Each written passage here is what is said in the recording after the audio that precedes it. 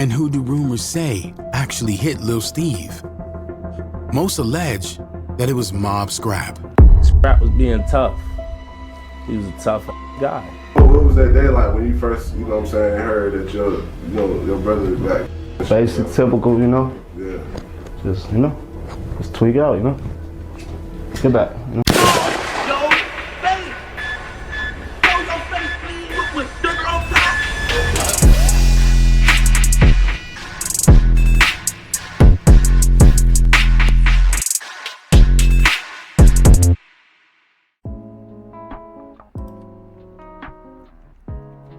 Now, first and foremost, shout out to Dose of Mystery for the video. Usually we like to react to smaller platforms to give them light and support, where they could also get recognition as we react to their videos. However, I haven't seen anyone else put together a video like this one, where they speak on a sibling rivalry between the brothers of JHE Rooga and Memo600. One of the main reasons I wanted to react to this video is because when we speak on pushing peace, I love what FYB J-Mane is doing in Chicago, but the topic that usually comes up is the fact that J-Mane was never seriously into it with anybody. Which is why a lot of people feel him pushing peace isn't going anywhere, because he was never really involved, but instead, he did a lot of dissing for attention, as he previously just mentioned while doing the O Block vlog. However, you have guys such as JHE Rooga and Memo600 who have brothers that were also into it with each other, whereas one may be responsible for taking the other one's life. Allegedly, it's said that Rooga's brother MOB Scrap is the suspect behind taking Memo's brother Little Steve before he himself was taken out as well. Which is why when it was mentioned that Rooga and Memo was willing to sit down with each other to push peace and show the world, it meant a little more because both of these guys come from the trenches and their brothers also have a history. So it just hit a little different to see them both willing to come together, which I think will be more impactful than anything else in Chicago. So today we're going to get into the story of both of these guys' brother and get a little insight on what transpired in the past for the people that don't know. We did a video on both of these guys already. However, I always tell y'all that reacting is sometimes better because we get to give out our opinions while the video is playing. Now, once again, shout out to Dose of Mystery for the video, and I'll leave a link pinned in the comments to the original video if you would like to watch it without hearing me talk all over it. Now, before we get into it, make sure you hit that thumbs up button so we can get this video into the algorithm.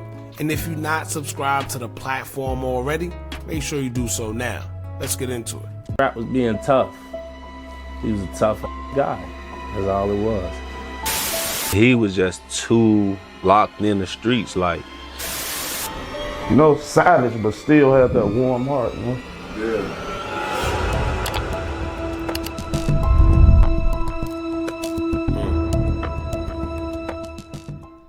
On the morning of September 19th, 2011, Chicago's Inglewood neighborhood awoke to the familiar rhythms of urban life. For Stephen McGee, known to many as Lil Steve. For y'all that don't know, whenever you hear Memo say on Steve or Steve Drive all the time, or on Steve McGee, he's talking about his brother, Little Steve. It was another day filled with aspirations and the unspoken challenges of his environment.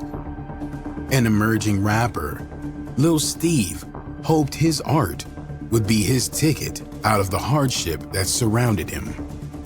As the day unfolded, Little Steve spent time with close friends, discussing beats and lyrics that spoke to their shared experiences. As evening approached, the sun cast long shadows over South Prairie Avenue. Lil Steve and a friend decided to take a walk. The cool air offering a brief respite from the day's warmth. Suddenly, an unknown man approached him on a bicycle. His demeanor was urgent. His eyes conveyed a silent alarm. "Hey," he warned, "there are guys with guns in the alley over there." The abrupt caution sent a ripple of tension through the pair. Before they could react, a figure emerged from the alley, a man wielding a handgun, his face obscured by the dimming light. Without uttering a word, he raised the weapon and unleashed a hail of bullets. The sharp cracks of gunfire shattered the evening calm, echoing of brick facades and startling residents nearby. Lil Steve was struck multiple times, the bullets piercing his head and torso. He collapsed onto the sidewalk, the life draining from him as his friends stood in stunned horror. The assailant vanished as quickly as he had appeared, disappearing into the labyrinth of streets and alleys that crisscrossed the neighborhood. Y'all know what I always, before we even continue, because we did a story on this already like I told y'all, I always wondered two things, right? When the guy came on a bike and warned little Steve not to go by the alley, or that there's guys in the alley look like they playing with guns, because that was the original story. He said the guy on the bike came and told him, listen, don't go by that alley, or don't go next to it, or go in it, because there's guys in there that look like they have guns on them. Still, little Steve proceeded to walk, or something like that, right? This guy, he didn't give the whole story, but little Steve still proceeded to walk, and after that, the guys came out the alley, and then he was shot. So I always wondered, one, why didn't he listen to him? You know, like, what made him still continue to walk? But then two, how was the guys in the alley waiting? Like, was they tipped off? Was they told that he was coming this way? You know, like, was it just a random act of shots? Obviously it wasn't, but how did they know to just sit in the alley and know that he was going to be coming that way? And it's kind of crazy because as the guy explained it, like, it's just crazy how in the midst of it being a regular day, you wake up that morning, you don't expect that you will lose your life, right? You're going about life just regular, not knowing that you close to losing your life sometime at the end of the day or during the day, whenever it is. It's just crazy. Just a few blocks away, officers conducted a routine traffic stop at 6030 South Calumet Avenue, heard the unmistakable sound of gunshots. Upon arriving at the scene, they found little Steve lying motionless, his wounds grievous. Paramedics from Ambulance 38 arrived swiftly, administering emergency aid before transporting little Steve to Stroger Hospital. Despite their efforts and those of the medical team, he was pronounced deceased at 6:35 p.m. by Dr. Wiley. You see that? Like I said, now imagine you just going about your day. You wake up in the morning, you think, I'm about to go to the studio, I'm out to do this, I'm out to do that, I'm out to, you see what I'm saying? And lo and behold, at 6 o'clock, you are pronounced deceased. You had your whole day ahead of you. You thought you was about to do this and that, and come to find out you lose your life. It's just crazy. The time of his passing marked the end of a young life filled with potential and the beginning of another painful chapter for a community all too familiar with loss. Soon after, the incident report from his hit was leaked. In the heart of Chicago's South Side, Lil Steve lived a life marked by the raw rhythms of drill music and the unforgiving realities of gang affiliations.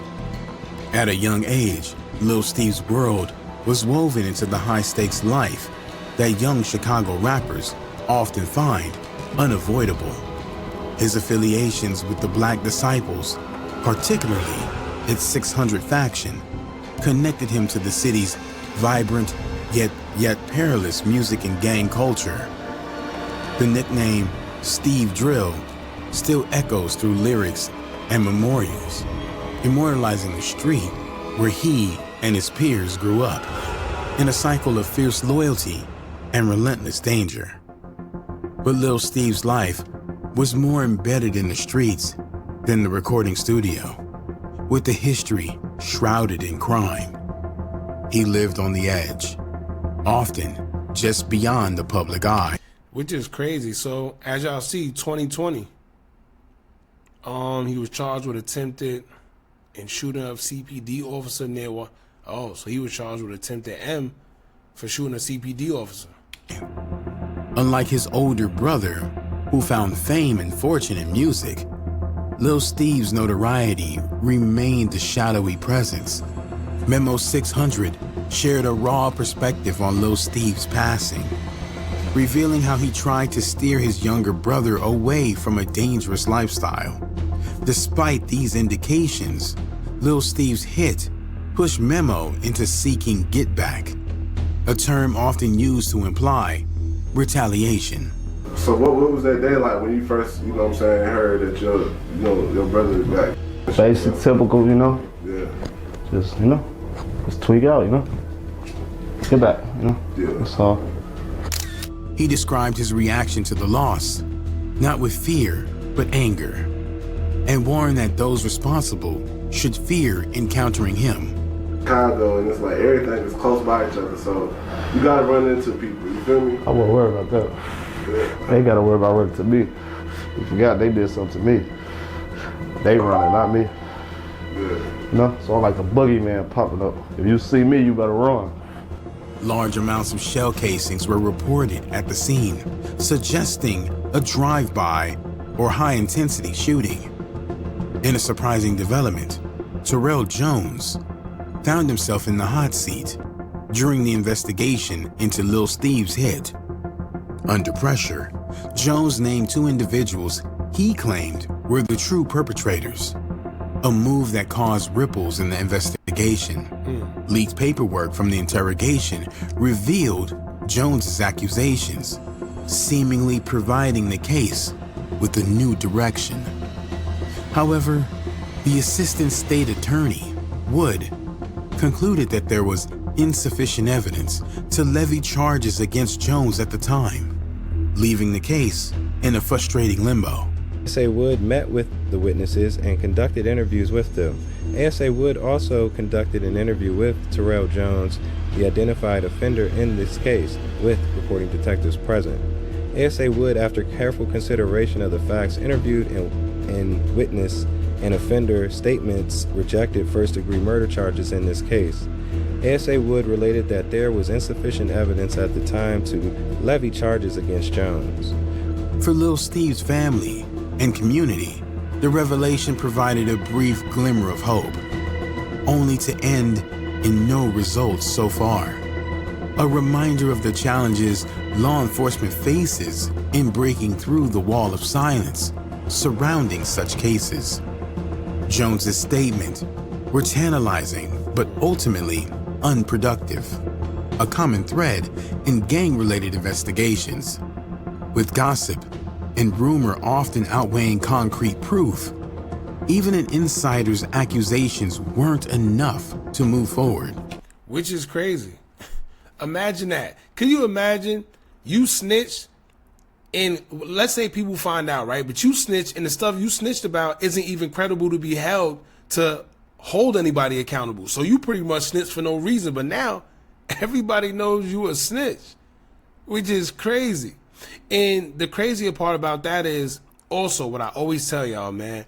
I don't know what it is. It's never really good police work when it comes to cracking these cases. They solely rely on either surveillance, DNA, witnesses, or somebody cooperating. If you could get all those out the way, nobody's seen you, you're not on surveillance, no DNA, nobody cooperating, 9 times out of 10, you can get away with catching a body. And it's sad, but it's easier than people think, unfortunately. And who do rumors say actually hit Lil Steve? Most allege that it was Mob Scrap. Now, this is JHE Rooga's brother.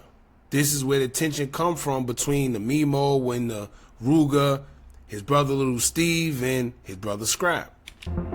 Damian Lil Scrap Williams, also known as Mob Scrap, was a member of the Gangster Disciples in Chicago, aligned specifically with the Mob Money Over Business faction. The turning point for Mob Scrap's gang involvement reportedly came after being bullied and targeted by Lil Steve, a member of the 600 set. Mob Scrap tried his hand at music, often collaborating with his brother, Rooga, cousin of FBG Duck, and friends like Dusky and Bookie. He appeared in a music video for Ain't Nothing Bigger by Mob, where he notably dissed both D-Thang and Lil Steve. In his lyrics and Twitter post, he referenced... So this, if y'all pay attention, this was in 2012. For a lot of y'all that are new to the drill culture and don't really, have too much intel on what was going on Twitter back in the days, let's just say Twitter was just one big indictment. From the King Vaughns to the KIs to the Scraps to a whole bunch of almost everybody that's involved in the drill culture, this is what they was doing. It's things like this. Look, that Lil Steve was on my heels, no bull, but I couldn't go like Dusky, which means 9 times out of 10 he caught him out there, but he's saying that he couldn't go like Dusky, who also passed away after getting caught lacking. Reference the ongoing tension with Lil Steve, implying that he acted in self-defense due to past threats and attacks from Steve, which eventually led to Lil Steve's passing, allegedly after constant persecution. See that? You see what I'm saying? This is what they did. This is why a lot of the guys as well, right? The ones that actually made it out the drill culture and they are old enough now, we're starting to see a lot of these indictments that are coming from 2012, 2013. We see a lot of people getting snatched in Chicago, whereas they thought they got away with it. But now they're starting to bring this stuff back, whether it's the lyrics, whether it's the music videos, the lives, the Twitter posts, everything. See what he says? They know who made Steve drive. Now, as much as people think things like this aren't incriminating, there's a such thing as conspiracy charges, right? I just spoke about this the other day. Prince Miller, who was a part of the Supreme team back in the old days with Supreme and, in Queens when they were doing all the drug dealing and stuff, and he caught all the bodies, they never got him for out of all the bodies he was accused of catching, they didn't convict him of not one body, but instead they got him on conspiracy, and I think he did 30-something years off that. All off conspiracy charges. This is why I always say, y'all, when you in these IG lives or you on Instagram talking or you in the music saying whatever, be very careful. Scrap retaliated on September 19th, 2011. On a podcast, rapper Rico Reckless discussed Mob Scrap's intense and aggressive reputation, describing him as especially bloodthirsty within Chicago's gang scene. I knew Scrap was a real savage one time, but one time I picked Scrap up. I picked Scrap, Bebe, Stain, I think like Freaky or something. I just had like an old Lincoln. So now that's all of us have been my Lincoln, but it's like the old school Lincoln that was to fill up with.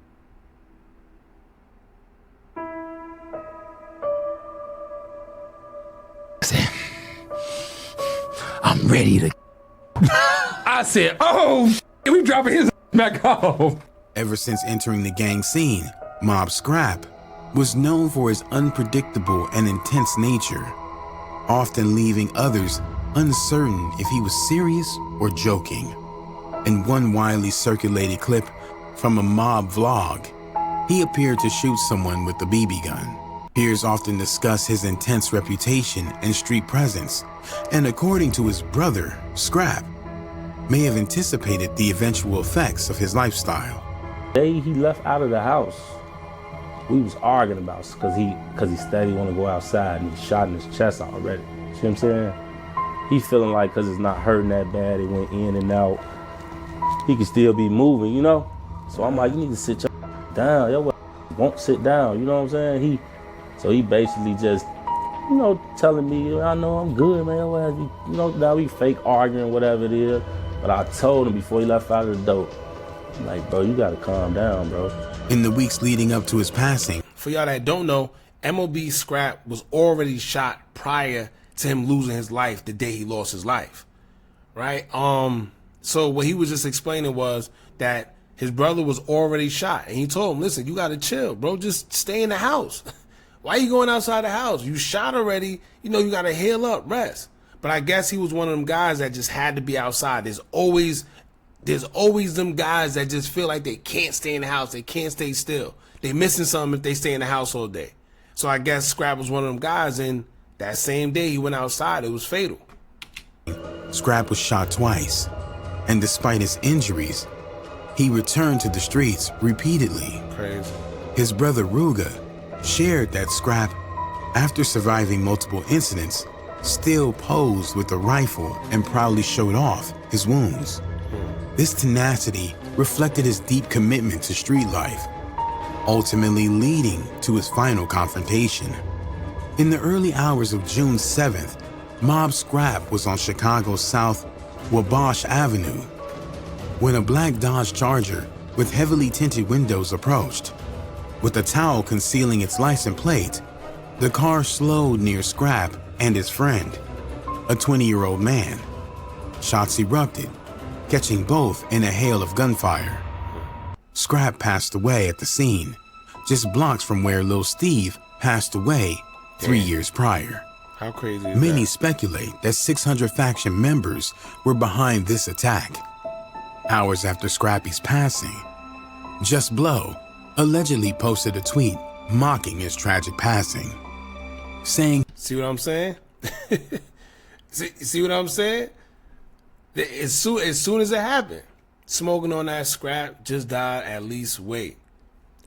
Which 9 times out of 10, I guess it wasn't public information, but you know, if allegedly you know somebody that did it, or you may be the person that did whatever X, Y, and Z, you have the information already, right? So when you go on Twitter, and that's what a lot of these guys was doing, they was going on Twitter first, putting things out there, letting it be known, and it was one of those situations where if you know, you know.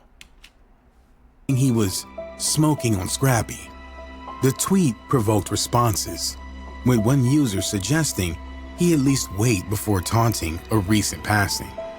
Adding to suspicion, Just Blow allegedly shared a video from 600's territory, near the hit site, in the hours leading up to the attack, intensifying rumors about his possible involvement. Another theory implicates 600 member Lil Boo as Scrappy's hitman. According to this version, Just Blow was unlikely involved, as Tay Capone commented publicly on social media that Just Blow had never hit anyone from Mob. Once after Scrappy's passing, Tay Capone taunted Mob online, claiming that, See, even Tay Capone. And you know, Tay Capone got a lot of sense, man. Shout out to Tay Capone. I usually catch his lives and stuff. He's definitely a comedian. But this just goes to show the nature and the environment you're in, where you can fall victim. No matter how smart you are or whatever the case may be, sometimes you just fall victim to your environment and your circumstance. And this is what guys was doing at the time, which created a cycle of nonstop violence on top of violence on top of violence. Simple. no one had been hit in retaliation for Scrappy's passing, adding fuel to ongoing speculations. Doubts arose about 600's involvement in Lil Scrappy's hit, with some pointing to a gang called Shields as the likely perpetrators.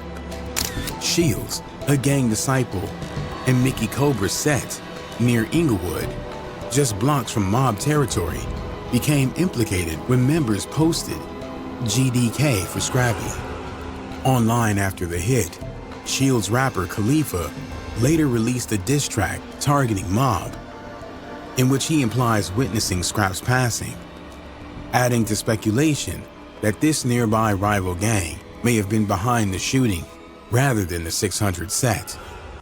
Lonnie B allegedly commented from his personal YouTube account, pointing to the Shields gang responsibility for Scrappy's passing. In response to inquiries about the involvement of 600, Lonnie B remarked, "LOL, stop it. We caught Scrappy in the alley," directly implicating Shields. Despite these claims, no one had been officially charged, leaving the true identity of Scrappy's assailant uncertain. After Scrappy's passing, some mob members began honoring his memory by calling themselves Scrap Gang. Rest in peace, Lil Steve and Mob Scrap. You see what I'm saying? So it's been determined that nobody's been caught for Scrap death and nobody's been caught for Lil Steve death either. So it's just a crazy situation, man. And a lot of times, I always tell y'all, a lot of people think that it's due to good police work that a lot of these guys get caught, and it don't be. As you can see, if you don't have nobody cooperating or witness DNA or surveillance, 9 times out of 10 you're not getting caught, and it's very unfortunate how easy it has become. But these days there's cameras everywhere, so you know, it's a little less likely for you to pull something like that off and get away with it. However, this was back in the days. This was 2011, 2012, or in the 10s. You know, it was a little more easier then because you didn't have so much surveillance and stuff that we have now. You know, shot spotters and technology like that. We didn't have that.